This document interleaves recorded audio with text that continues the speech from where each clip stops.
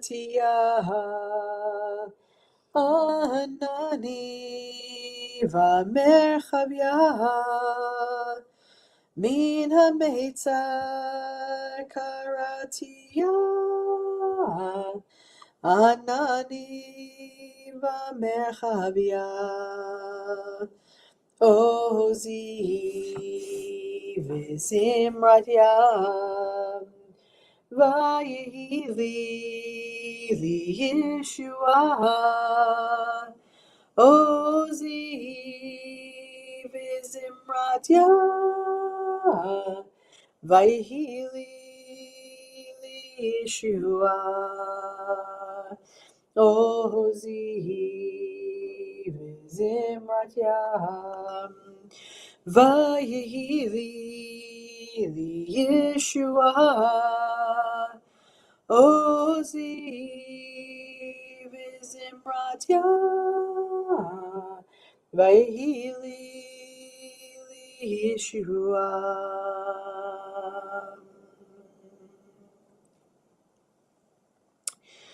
Boker Tov, good morning.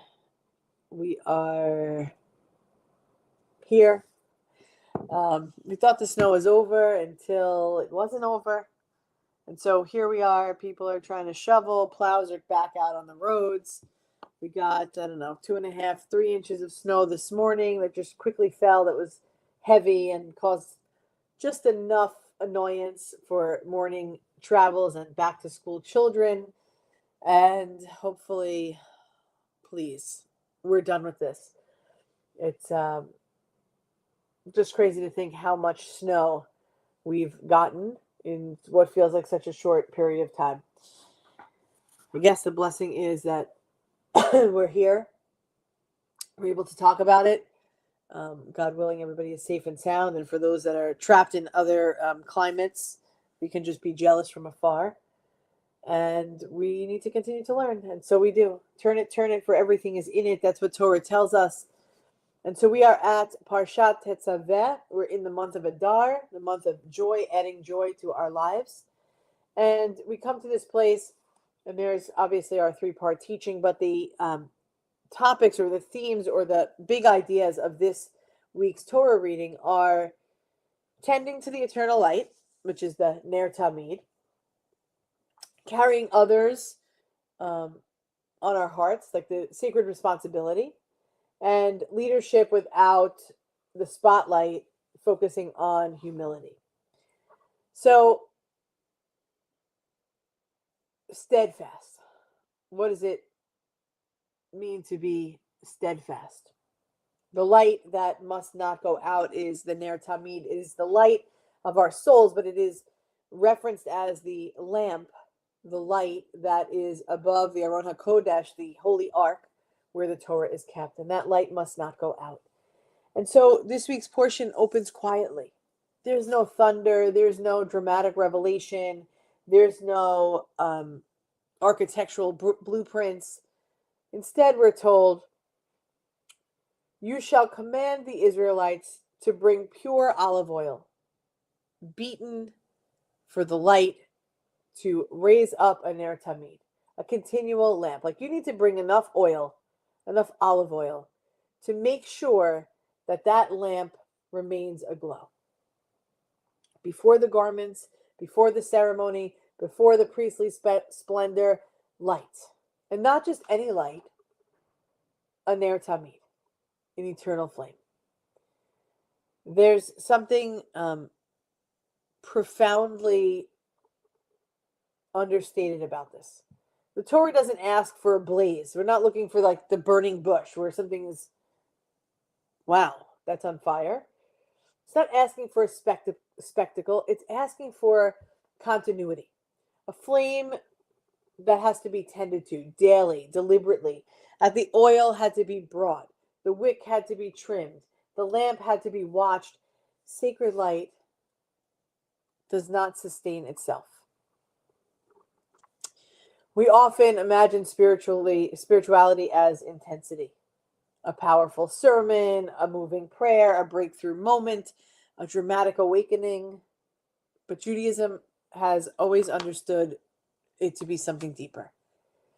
It is not intensity that sustains us, it's consistency, steady devotion. The Ner Tamid is not a dramatic fire, it's a faithful flame, simply stated. And perhaps that is the quiet genius of this opening, because life rarely unfolds in a constant spiritual high. Most of life is ordinary, most of life is repetitive, most of life requires showing up again tomorrow.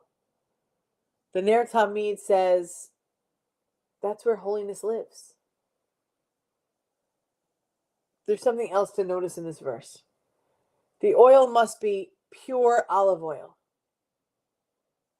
beaten for the light. Beaten. There's effort involved, pressure and crushing of the olives. But the oil must be drawn from that. And light emerges from something that is pressed. There's something deeply human about that. Many of the qualities that sustain us, like resilience and compassion and patience, are formed through pressure. We're not lit because life is easy. We know this. We glow because we've endured it. The oil is beaten and then it burns. After a whirlwind week, a whirlwind season, this teaching feels especially tender. Sometimes we are tempted to let the flame flicker. We say, like, I'm too tired. To say, I'll return to that practice later. To say, I'll rekindle that part of myself when things calm down. But Parshat, this portion of Torah Tetzaveh, gently insists something different. Don't let the light go out. Don't let the light go out. It doesn't have to blaze. It just has to remain. It just has to exist. Think about, for a moment, the steady flames in your own life, or the steady flames in our life. A daily ritual, a Shabbat rhythm, a text message that you send, a kindness that you repeat, a prayer whispered even when we're not feeling inspired. These are Ner Tamid moments. We often underestimate them because, well, they're not dramatic. But they are what sustains the soul. Whispered moments, gentle moments. There's a reason that in synagogues there's a Ner Tamid above the ark. It reminds us, even when we're distracted, even when we're overwhelmed, even when life is moving so quick we can barely catch up, there's a steady flame. It doesn't shout. It doesn't demand attention. It simply remains a constant. And maybe the deeper teaching is that the flame represents not only God's presence, but our own. Our commitment, our resilience, our willingness to tend to something that matters. Because holiness is not self-sustained. It requires participation, and we know it. Steadfastness is one of the most underrated spiritual qualities. It's not glamorous, it's not loud, but it builds character. It builds trust. It builds communities that endure. Because the Ner Tamid teaches us that spiritual life is not built from an occasional burst of brilliance.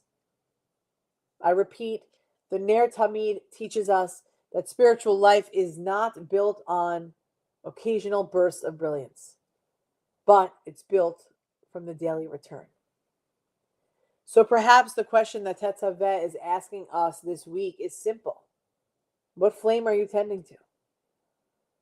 And equally important, what flame have you allowed to flicker that needs gentle attention? It doesn't need a grand change, maybe. Just a little oil, a little trimming of the wick, and a little return. We ask ourselves, where in our lives is steady presence more important than a dramatic impact? What practice keeps our inner thoughts burning even in the most quiet moments? And how might steadfastness, steady devotion reshape how we move through our week?